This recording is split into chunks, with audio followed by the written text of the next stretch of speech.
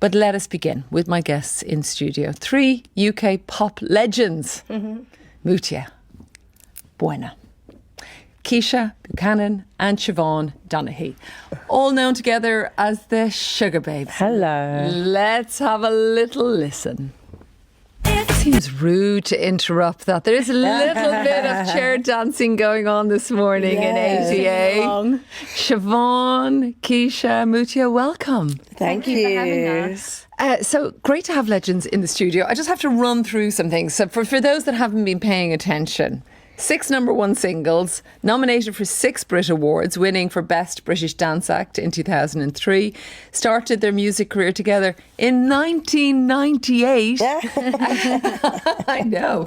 Then Siobhan left in 2001, but 2019, pivotal moment again, because the 3 of you came back together as the Sugababes. You have a new single, brand new, Jungle. You're getting ready to go on your biggest ever UK and Ireland tour, starting in Leeds next month. Yes. How are you feeling, Siobhan? I mean, it's crazy that it's our first ever arena tour. It is. That is crazy. I know. It surprises even us. But it means everything's on a bigger scale.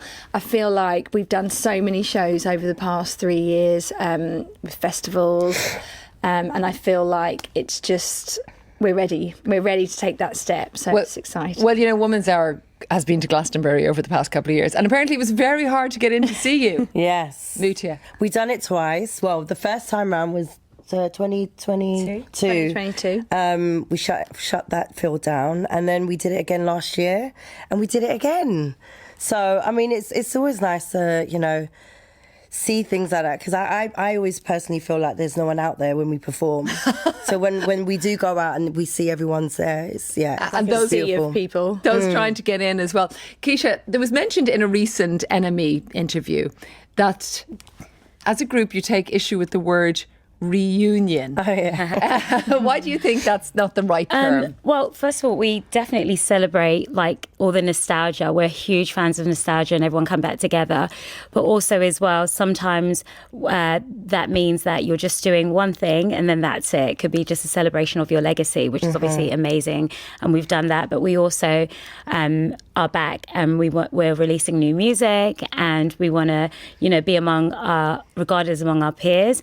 I don't really think that it kind of suits us in terms of where we're at now and what we're doing. So, yeah. A lot will remember the revolving door of Sugababes for a number of years. Then there was a completely different lineup of performers. Some might wonder, what is a Sugababe, Siobhan? What is a Sugababe? Good question. I mean, the thing is, it is a complex past. But I think that for a lot of people, they move jobs. Different things happen in your life. Since 1998, quite a few. The journey is what it is, and we actually got together when we were 12 and 13. So I think the idea that everything would have just been hunky-dory until now, you know, that's just not how life goes. But I would say that we don't regret our journey, actually. I'm glad it's led us here. Let's talk about that, though. So what age were you when you started your career? We were 12. Siobhan, you were? All of us were 12 and 13. I mean, it's so... I know, babies. Yeah. I know if I hear about someone starting to work at that age now, I'm like, your brain hasn't fully formed. But it was something that we wanted to do. Like, our parents were so supportive, and they were. And not a lot of people know this, but we all sort of grew up together, basically. Mutia and I went to school together, and singing in the studio was like our after-school hobby. And so it was sort of like very, very organic. And then things just started to move, you know, for us. People would come into the studio, hear us sing, and then all of a sudden there was a label deal in front of us, you know. So I think for us, it was always about keeping it as organic as possible. Absolutely. But the more famous you become, the more success you have, it becomes something else to other people. So for us, coming back together is about bringing it back to sort of the essence of what we were, which is just friends that grew up together who like music, and that's it. Not about the rest of the stuff. Of which there was so many. I mean, you were teenagers, as you said. Not even teenagers, actually, when you started. Even pre-teens, really.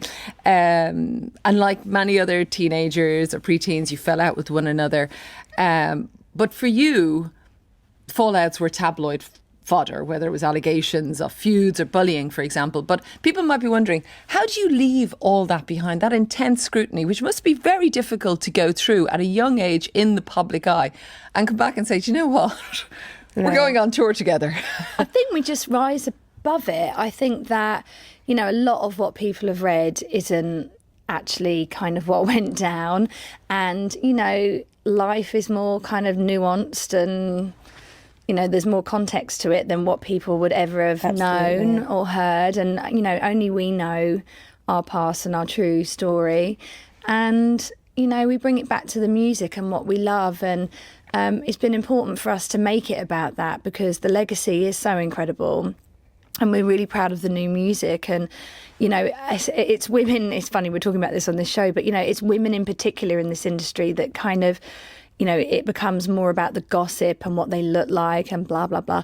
You know, we want it to be about the music and our art. Well, Siobhan, that's the perfect segue to your new single. I didn't set her up. Jungle, let's listen to a little. Oops, there goes my vanity. Natural, don't be mad at me. So you just heard a little bit of the backstage chat there with the Sugababes. So I was picking out some of the lyrics there, the hustle and the grind. What about that, Mutia? What does this single mean? It's all about us. I'm joking. No, the hustle and the grind. I think, I mean, lyrically, it is kind of what we do. You know, that, like, you know, the 9 to 5 of everyone's life, no matter what you do. You hustle, you grind. Exactly. And you need to kind of maybe let that animal out on the, whether it be on the dance floor or whatever you do to let your hair down. And I think we felt it was quite a universal message. Yeah. Absolutely. Yeah. And with this, though, you've released this single on your own label, and I'm just wondering, Mutia, to you, what does that mean? No, I mean, everybody wants to jump in on that question, so let's start with you and I'll move over to you then, Keisha. I mean, not our own label, but we are independent. Yes. But it feels really, it's nice to be able to kind of do things your own way these days. I mean, when you're signed up to a record label, sometimes you're kind of tied down to lots of people telling you what to do and what you can release. But this time around, it's very much us giving the orders to people. How does that feel? Amazing. Keisha? Yeah, when we decided to get back together as a group, it was actually like over 10 years ago. And we decided even at that point that we were going to, you know, self-invest into ourselves. We were going to take our time, and also we were going to sort of like rewrite the history, so to speak, and just kind of take it back to like what we love, which is music, as Siobhan said earlier. I think that it's so nice to be able to have your schedule out your own diary around, you know, your life, you know. Work-life balance is so important. Work-life balance is so, and fun is important. And, you know, even though we're on the road and we do have quite a busy schedule, it's definitely tailor-made and it's based upon what we've said yes to. And, we definitely carve out time to have fun as well. How do you do that, Siobhan? How do you, and what do you do for fun when you've got this, again, punishing schedule? Sometimes it's like, you know, like if we're in Australia, we'll do like a coastal walk. Yeah. And like even if we've done. Do you still hang out with each other when you're off stage? I mean, that's all we do. Yeah, we do, actually, yeah. I love our nights out in Ireland. Siobhan mostly plans. Well, Siobhan plans all the... She plans all the nights. Yeah, all the... Or what we I'm do. known as Mama Shiv on the tour bus. But when we do that, I love when we go to Ireland, because then you get... Well, really, when we go to Ireland, that's my cousin Kieran Donaghy that sorts out. He has all the hookups for an after party, etc. Yeah. Yeah, you know, the balance between a bit of a night out. I mean, obviously, we're vocalists, so you're not having too many nights out. No karaoke. Oh, we don't mind a bit of karaoke. Oh, to be honest, you could see us in your local karaoke spot. Absolutely, Probably. we've no airs and graces. You know, then it's a coastal walk, and you know, a bit of wild swimming or whatever. You know, why not? Absolutely. And balance it all out. But I am thinking, I mean, you're veterans at this stage, at a young age, because you started so young. And I wonder, Keisha, how you look at that little girl, for example, starting off on that journey that becomes so famous. And I don't know how you would advise her now, or what have you learned about fame? Oh, goodness me. Well, I don't think that you can really prep anyone to be prepared. other than the fact that I think it's just super important that you sort of balance is key, but also it's just really hard. I often think about that. What would I tell myself when I was younger? And I don't know how you prepare a 13, 14, 15, 16. I don't know. And I've got like nieces that are that age, and I don't know how I would say, you know, be careful of this and make sure you read this properly and make sure you gauge, like, it's too much. So I would just say that the best decision that I've made really within the last 10 years is to actually not read anything. So I don't read any articles. So even if it's good, everyone around me, they don't share things with me. I obviously get updated with them if there's something amazing and we've got 5 stars, but I'll be told that and I won't necessarily read it.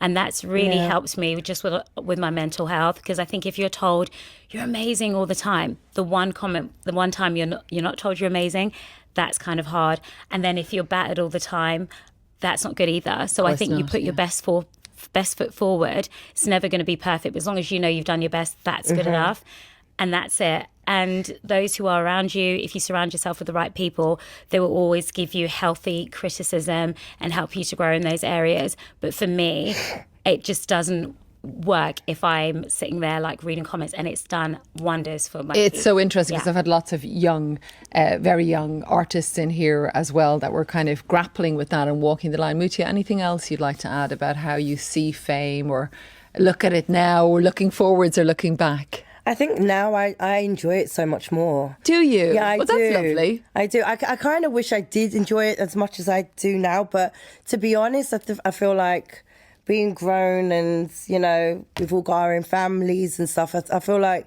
it's like our time. I say it's my time all the time, but it is. It's our time. We've got our tribe, our people around us that are really good for us. And I think that's harder when you're a teenager. You're still finding yourself. And it's not necessarily you that changes, but it's the people around you. And you don't have a lot of control over that. Whereas now that's kind of set in our lives. We've got good people around us, and that makes a difference. What do you like about fame, Mutia? What do I like about fame? I guess for me, it's being able to visit so many countries. Yeah. Not really mainly about what comes with it, but going to countries that I've never ever thought I'd go to, and being able to just sing, I think. So back doing what you love. I'm interested as well, Siobhan, because, you know, Keisha brings up their social media, the comments. There wasn't that, although there was the tabloids when you were first setting out. Do you think what it means to be famous now is something different to what it used to be?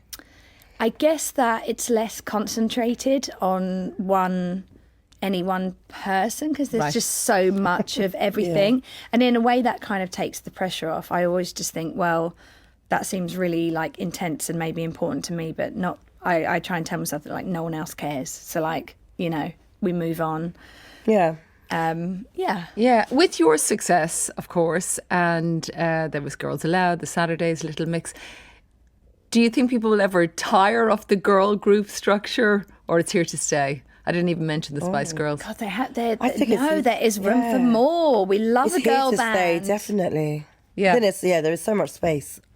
So you're starting on the tour, UK and Ireland. I am really surprised the fact that it's this arena tour, Siobhan, as you mentioned, which it hasn't been before. How do you prepare for that? Who wants to go? Well, we did the O2 like maybe 2 years ago. Yeah. And that was, I feel like, a good introduction of how we'll go into this arena tour. We'll know what to do. We were just even discussing about how long we'll need to do a quick change, if there's any quick change, things like that. Nothing quick about it. Nothing at all. But I do think like we definitely are much more prepared in terms of how we schedule out, you know, our rehearsal.